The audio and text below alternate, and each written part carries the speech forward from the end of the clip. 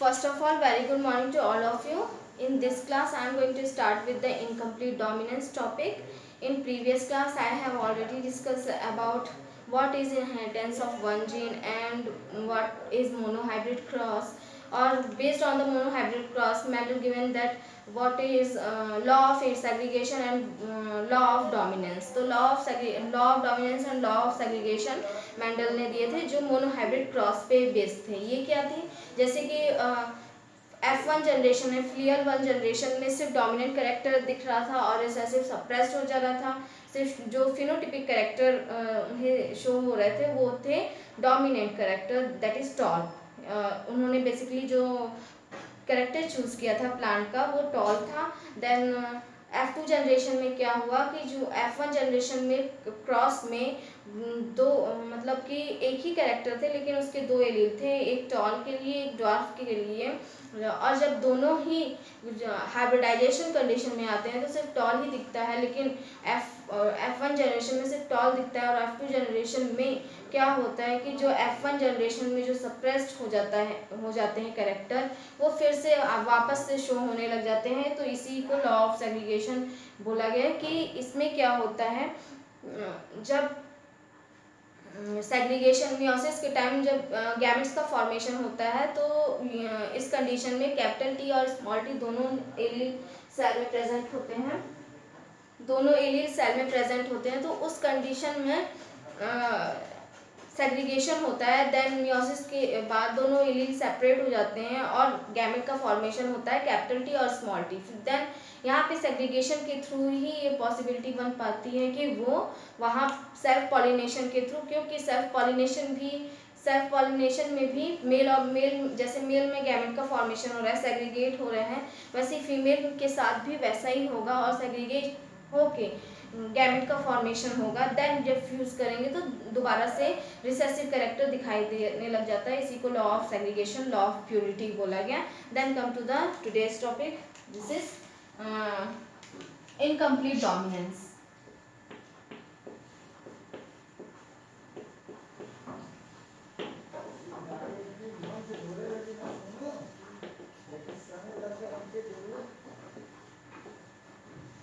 हाँ, incomplete dominance क्या है? Incomplete dominance that is law of dominance के अकॉर्डिंग मेंडेलियन लॉ से ये थोड़ा चेंज, क्योंकि सभी प्लांट में डोमिनेंट कैरेक्टर नहीं दिखे. आइदर मेंडेलियन लॉ में क्या हो रहा था जब उन्होंने क्रॉस कराया दो कैरेक्टर के बीच में, दैट इज टॉल कैरेक्टर और ड्वार्फ कैरेक्टर के बीच में जब क्रॉस कराया तो जो यहाँ पे जो रिजल्ट उन्हें दिखा वो कैपिटल टी स्मॉल टी ये कैरेक्टर उन्हें दिखा.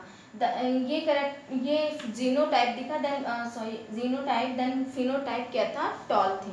तो टॉल किसका कैरेक्टर था? डोमिनेंट प्लांट का, पेरेंट प्लांट का, कि वो आइदर किसी न किसी पेरेंट से मैच करेंगे. मतलब इंटरमीडिएट यहाँ पे कोई कैरेक्टर नहीं दिखाई देगा और चेंज भी नहीं दिखाई देगा.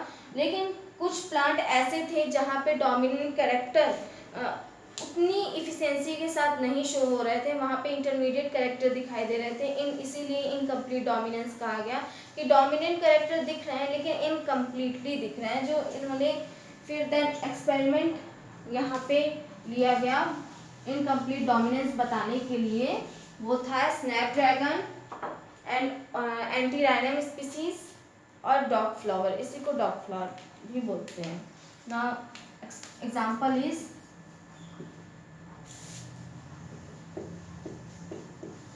Snapdragon,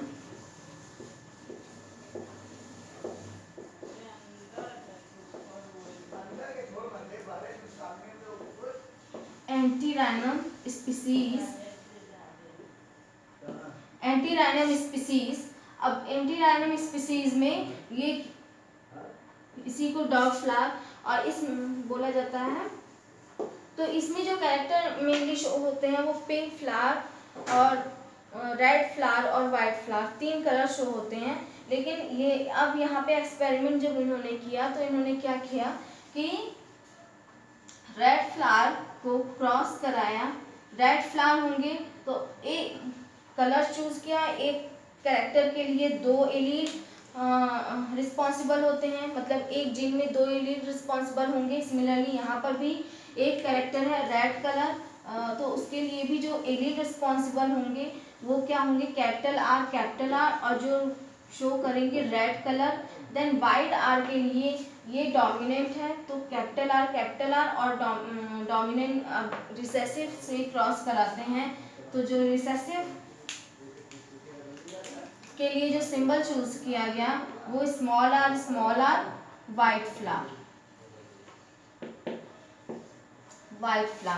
now same monohybrid cross की तरह यहाँ पे भी गैमेट का फॉर्मेशन होगा, क्योंकि दोनों एलील सेम है तो डिफरेंट जो गैमेट का फॉर्मेशन होगा डिफरेंट नहीं होगा, वो सभी के सभी गैमेट कैसे बनेंगे, हैप्लॉइड कंडीशन, ये डिप्लॉइड कंडीशन में 2 एलील।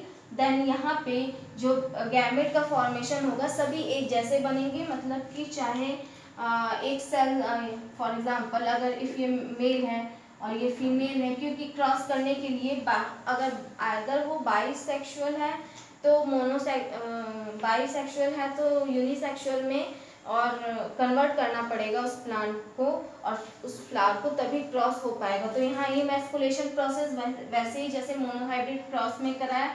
देन गैमेट का फॉर्मेशन, कैपिटल आर, जितने भी गैमेट बनेंगे एक से एक जनरली एक जो जर्म सेल है वो डिवाइड करती है मियोटिकली। देन फॉर्मेशन ऑफ कितने सेल्स का फॉर्मेशन, 4 सेल्स का फॉर्मेशन होता है। तो सिमिलरली यहाँ पे भी 4 सेल बनेंगे, लेकिन सबके सब एक जैसे दिखाई देंगे, मतलब सबके पास एक ही एलील होगा कैपिटल आर, क्योंकि यहाँ पे हाइब्रिड नहीं है, ये होमोजाइगस है और प्योर ब्रीडिंग लाइन के हैं, हाइब्रिड नहीं है, अभी हाइब्रिड कराना है। देन क्रॉस, यहाँ पे क्रॉस कराते हैं। देन यहाँ पे भी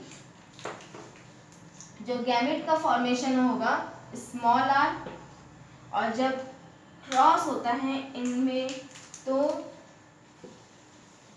फ्लावर कैसा दिखाई देता है, क्रॉस करने के बाद दोनों एलील प्रेजेंट होंगे अब फ्लावर में, कैपिटल आर स्मॉल आर। और जो फिनोटाइप था प्लांट का कंप्लीट डोमिनेंस में क्या फिनोटाइप दिखता है कि आइदर ये डोमिनेंट मेल से टोटली मैच करेंगे, लेकिन ऐसा नहीं हुआ इस फ्लावर के स्नैपड्रैगन में, ये डोमिनेंट से मैच नहीं कर रहे थे, इन्होंने अपना अलग कैरेक्टर शो किया, that is pink colour show किया इन्होंने। कैसे पिंक कलर यहाँ पे आया, देन या अब सेम सिमिलर मोनोहाइब्रिड क्रॉस की तरह यहाँ पे भी सेल्फिंग कराई जाती है, और सेल्फिंग के बाद जो रिजल्ट यहाँ पे मिलता है वो ये है। सेल्फिंग जब यहाँ पे होगा, सेल्फिंग के बाद जब रिजल्ट शो हुआ तो सेम मोनोहाइब्रिड की तरह कैपिटल, अगर यहाँ पे पुनेट स्क्वायर बनाया जाए, देन इस केस में गैमेट का फॉर्मेशन क्या होगा, यहाँ पे 2 तरह के एलील है, 2 टाइप एलील है। देन गैमेट भी 2 टाइप के ही बनेंगे, एक गैमेट के पास कैपिटल आर होगा और एक गैमेट के पास स्मॉल आर होगा। जैसे अगर मेल गैमेट है तो सिमिलरली फीमेल गैमेट में भी इसी तरीके से होगा, capital R small R. Then fusion जब होगा capital R small R, then capital R small R and small R last में, स्मॉल आर। एंड जो जीनोटिपिक यहाँ पे रेशियो मिला,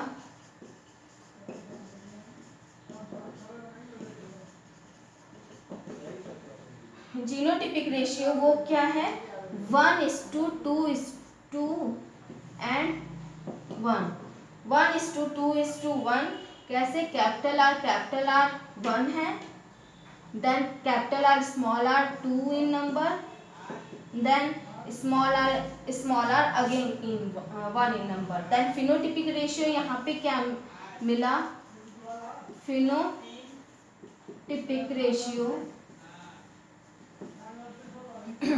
फिनोटिपिक रेशियो अगेन 1:2:1 मिला। कैसे, red pink and white, 1:2:1, that is red, pink and white, 1:1। तो ये ratio phenotypic इन्हें मिला, जो टोटली चेंज था मोनोहाइब्रिड क्रॉस से।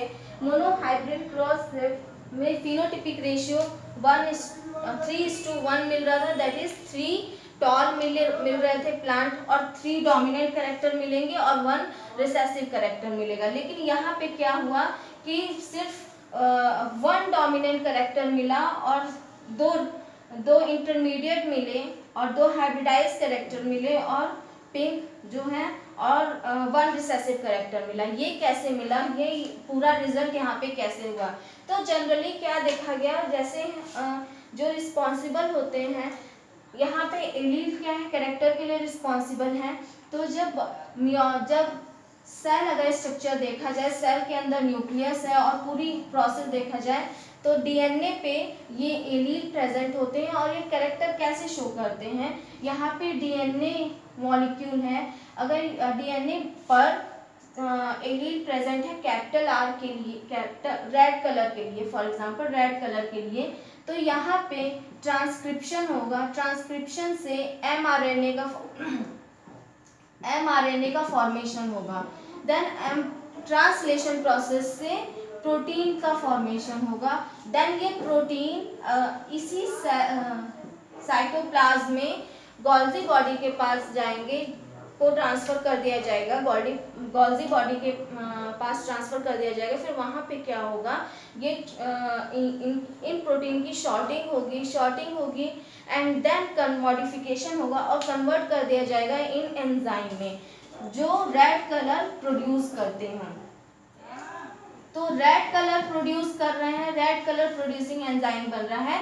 अगर कैपिटल आर एलील है देन इसके लिए यहाँ पे जीन आए और एलील आए और यहाँ पे ट्रांसलेशन प्रोसेस के थ्रू प्रोटीन बना जो मॉडिफिकेशन में जाते हैं और एंजाइम का फॉर्मेशन होता है, देन एंजाइम क्या करते हैं, रेड कलर प्रोड्यूस करते हैं। इतना ये प्रोसेस इनमें होगा। लेकिन यहाँ पे क्या हो रहा है, यहाँ पे जीन नहीं है, दैट मीन्स कि वाइट कलर कैसे प्रोड्यूस हो रहा है, यहाँ पे एलील है ही नहीं, कैपिटल आर नहीं है, एलील नहीं है, जिसकी वजह से जब ट्रांसक्रिप्शन होता है तो एमआरएनए पे वो एलील नहीं आ पाते हैं। देन फाइनली जो ट्रांसलेशन प्रोसेस के थ्रू प्रोटीन बननी है वहाँ पे इस रेड कलर के लिए प्रोटीन नहीं बन पाता है। तो वाइट कलर कैसे दिखता है कि जब एंजाइम बना ही नहीं तो वाइट कलर उस केस में उस फ्लावर का दिखने लग जाता है जहाँ पे ये एलील एब्सेंट थे। तो ये सिंपली क्या है कि आर कलर के जो कैपिटल आर एलील हैं, जो एलील यहाँ पे एब्सेंट है जिसकी वजह से ये फ्लावर वाइट दिखा। Then capital R small R, यहाँ पे ये रेड होना चाहिए था, पिंक कैसे हो गया, यहाँ तो कैपिटल आर प्रेजेंट थे। इस केस में क्या हुआ, इतनी इफिशियंसी के साथ इतने अमाउंट में एंजाइम नहीं बने जिसकी वजह से उस पूरे फ्लावर का कलर रेड हो सके। इसलिए उस पूरे फ्लावर का कलर जो एंजाइम थे वो सिर्फ एक आर प्रेजेंट होने की वजह से उनका अमाउंट कम हो गया। इस प्लांट में आर कलर प्रोड्यूसिंग एंजाइम का अमाउंट कम हो गया और जिसकी वजह से वो फ्लावर पिंक कलर शो करने लगा ना। जब सेल्फिंग होने लगी तो यहाँ पे गैमेट का फॉर्मेशन हुआ सेग्रीगेशन के थ्रू, एलील सेग्रीगेट कर गए, एलील डिफरेंट गैमेट्स में चले गए। देन जब गैमेट फ्यूजन होता है देन अगेन 2 आर आ जाते हैं, दैट मीन्स कि यहाँ पे एंजाइम की प्रोडक्टिविटी हाई हो जाती है। इसका मतलब क्या है, जब सिर्फ एक आर एलील था तो जब इससे प्रोटीन सिंथेसाइज हुआ वो इतने अमाउंट में नहीं हुआ कि इस पूरा कलर पूरे फ्लावर का कलर रेड हो सके। उसका अमाउंट बहुत मिनिमम था, लो अमाउंट में था, जिसकी वजह से फ्लावर पिंक दिखने लग गया था, लो अमाउंट के होने की वजह से। अगर ये आर प्रेजेंट नहीं है दैट मीन्स कि प्रोटीन नहीं बन रहा है, अब प्रोटीन मॉडिफिकेशन में नहीं जाएगा, देन क्या होगा, एंजाइम नहीं बनेंगे जिसकी वजह से रेड कलर प्रोड्यूसिंग एंजाइम नहीं बनेंगे। इस फ्लावर का कलर स्मॉल आर में वाइट दिखने लगा, मतलब कि यहाँ पे इस फ्लावर में एंजाइम बन ही नहीं रहे थे, जिसकी वजह से यहाँ पे वाइट कलर के फ्लावर दिखने लगे। और कैपिटल आर स्मॉल आर इसलिए पिंक दिखने लगे क्योंकि जो एंजाइम थे इतने अमाउंट में नहीं बन रहे थे कि पूरे फ्लावर का कलर रेड हो सके, बन रहे थे मिनिमम क्वांटिटी में बन रहे थे। तो इसी की वजह से इनकम्प्लीट डोमिनेंस इसे कहा गया। जो पिंक कलर प्रोड्यूस हो रहा था ये इनकम्प्लीट डोमिनेंस की वजह से हो रहा था। तो कैसे इनकम्प्लीट डोमिनेंस, क्योंकि आर जो है रेड कलर जिस भी कैरेक्टर के लिए ये है, तो यहाँ पे रेड कलर के लिए आर है, तो यहाँ पे एंजाइम उतनी इफिशिएंसी के साथ नहीं प्रोड्यूस हो पा रहा था, कंप्लीटली नहीं प्रोड्यूस हो पा रहा था, इनकम्प्लीट एंजाइम का प्रोडक्शन हो रहा था। तो जो कैरेक्टर दिख रहा था वो भी इनकम्प्लीट दिख रहा था, वो भी पूरा नहीं दिख रहा था। जब पूरा एंजाइम यहाँ पे प्रोडक्शन हो जाता है देन पूरे जो रेड कलर है वो पूरा दिखाई देने लग जाता है। और वहीं हाफ है तो देन पिंक, और फिर एकदम नहीं है मतलब कुछ भी नहीं। आर जो कैपिटल आर है वो एलील रेड कलर के लिए है, तो कैपिटल आर नहीं है मतलब एलील वहाँ पे एंजाइम का प्रोडक्शन ही नहीं होगा। जब एंजाइम का प्रोडक्शन नहीं होगा तो सेम फ्लावर विदाउट कलर रहेगा, तो विदाउट कलर दैट मीन्स कि वाइट कलर रहेगा। देन यहाँ पे इनकम्प्लीट डोमिनेंस में जो रेशियो दिखाई दिया वो जीनोटिपिक रेशियो सेम था फिनोटिपिक रेशियो के 1:2:1, जो रहेगा वही दिखेगा। तो यहाँ पे एलील जितने थे, अगर 2 एलील हैं देन रेड कलर, अगर सिर्फ 1 रेड कलर प्रोड्यूसिंग एलील है तो पिंक कलर, देन अगर एक भी रेड कलर प्रोड्यूसिंग एलील नहीं है देन फ्लावर में कोई कलर नहीं दिखेगा, जिसे व्हाइट बोल दिया गया। व्हाइट इसी वजह से दिखे क्योंकि आर नहीं थे। Now come to the next topic that is codominance.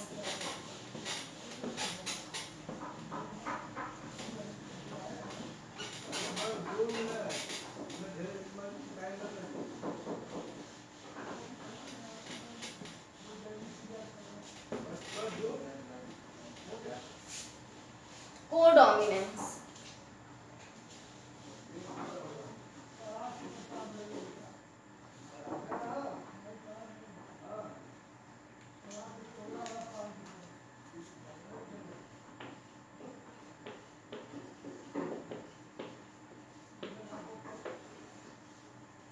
What is codominance? Incomplete dominance में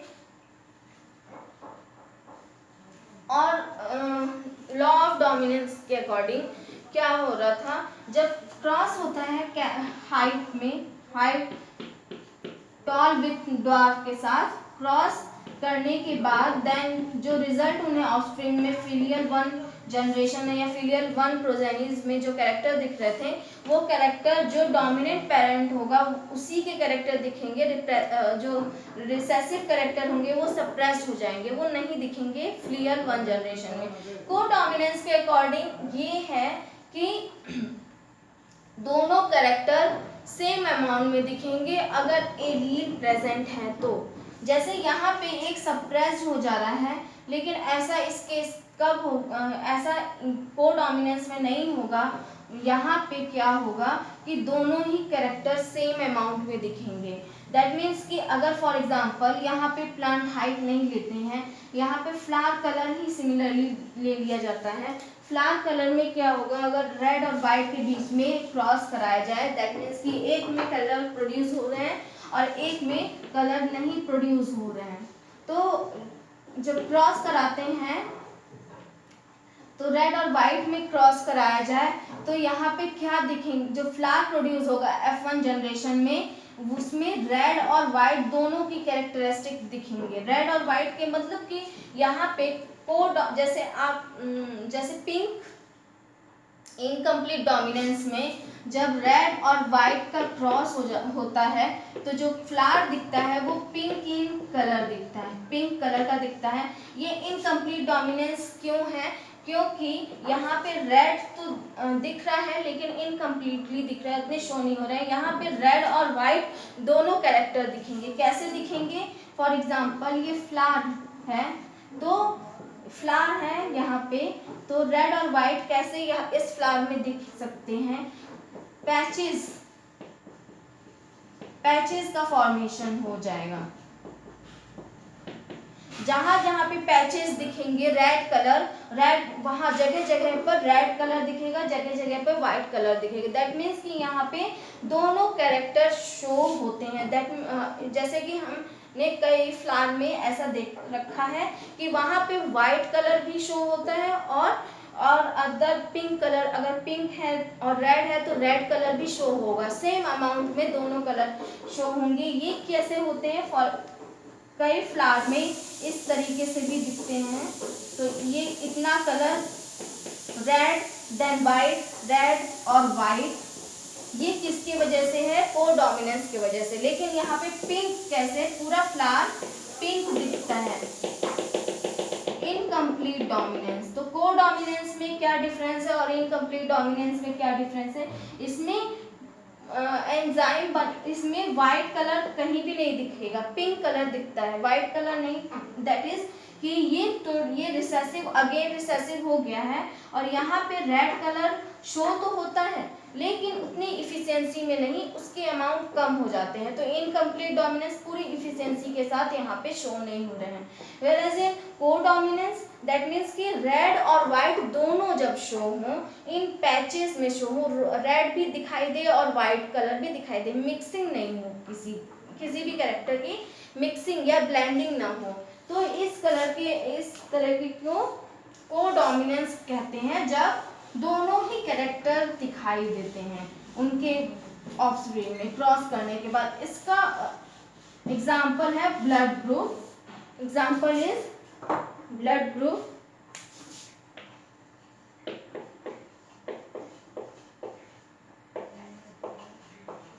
blood group in human population, तो ये जो ब्लड ग्रुप है ये कंट्रोल किए जाते हैं 3 एलील, जनरली 2 एलील ही होते हैं डिप्लॉयड ऑर्गेनिज्म, एक जीन के लिए, एक कैरेक्टर के लिए 2 एलील होते हैं। देन यहाँ पे क्या दिखा?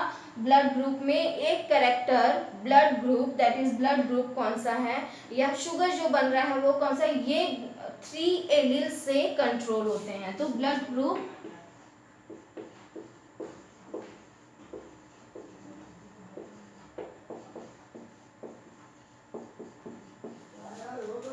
controlled by 3 alleles। 3 alleles कौन कौन से होंगे? यहाँ पे I, A, I, B and small I। और एक्चुअली में यहाँ पे होता क्या है, ये तीनों एलील ब्लड ग्रुप को रिप्रेजेंट करेंगे, ये कंट्रोल करेंगे, क्योंकि डिप्लॉयड ऑर्गेनिज्म है तो ये 3 एक साथ नहीं प्रेजेंट हो सकते हैं, आइदर इनमें से कोई 2 ही प्रेजेंट होंगे। यहाँ पे कैसे यहाँ पे 2 एलील, जैसे for example blood group B है तो यहाँ पे चांसेस किसी का ब्लड ग्रुप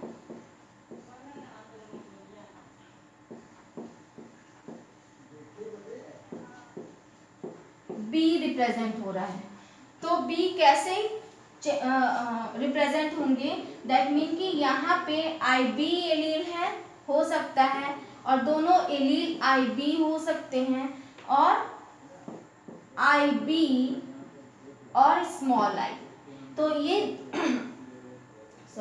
ये 2 केस में ब्लड ग्रुप कैसा दिखेगा? बी। और जो चांसेस होंगे तीनों एक साथ नहीं प्रेजेंट होंगे ह्यूमन ब्लड ग्रुप में, सिर्फ 2 एलील प्रेजेंट होंगे, आई बी और आई ए। हो सकता है दोनों एलील सेम भी हो, वो मदर और फादर पे डिपेंड करेगा। अगर मदर और फादर के दोनों के ही जो ब्लड ग्रुप हैं बी होंगे और वहाँ पे कैपिटल आई बी और आई बी प्रेजेंट है तो ये पॉसिबिलिटी हो सकती है। देन इस केस में क्या होता है कि जो शुगर यहाँ ये mainly I A, I B और आई ई के केस में क्या होता है, जो मेम्ब्रेन आरबीसी मेम्ब्रेन का फॉर्मेशन जब होता है तो आई ए एलील प्रेजेंट जब होंगे तो ये मेनली शुगर के लिए शुगर का फॉर्मेशन करते हैं, और शुगर जो मेम्ब्रेन में शुगर प्रेजेंट होंगे वो आई ए, अगर आई ए एलील प्रेजेंट है तो स्लाइटली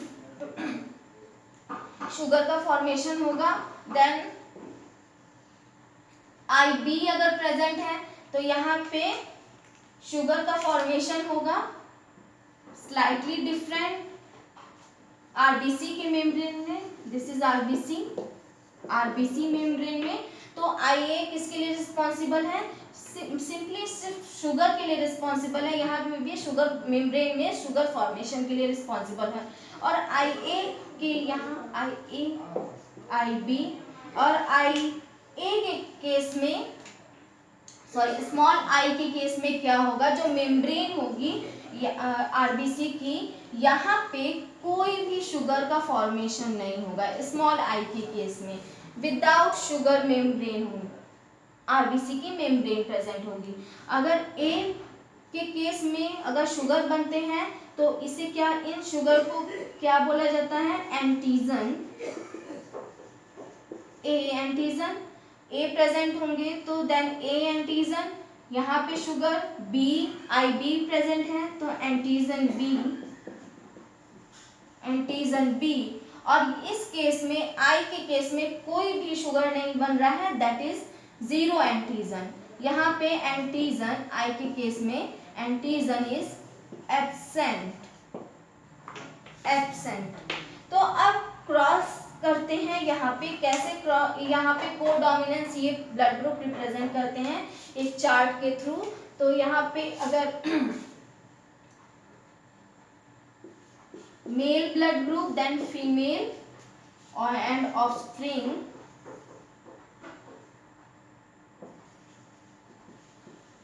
और ऑफस्प्रिंग में कैसे शो हो रहा है। फॉर एग्जाम्पल यहाँ पे एंटीजन, देन अगर मेल के ब्लड ग्रुप में जो गैमेट का फॉर्मेशन हुआ है तो कोई एक ही आएंगे गैमेट में, तो अगर IA है और यहाँ पे फीमेल के पास IB ब्लड ग्रुप है, गैमेट के पास जो जीन प्रेजेंट होंगे वहाँ पे एलील कौन सा होगा? IB अगर है तो एंटीजन कौन कौन से होंगे, मतलब कि जो यहाँ पे RBC मेम्ब्रेन बनेगी वो कैसी बनेगी इस केस में ऑफस्प्रिंग में, वो पहले एंटीजन लिख लेते हैं। यहाँ पे एंटीजन A और B दोनों होंगे, दैट मीन्स कि दोनों रिप्रेजेंट होंगे। और ऑफस्प्रिंग का ब्लड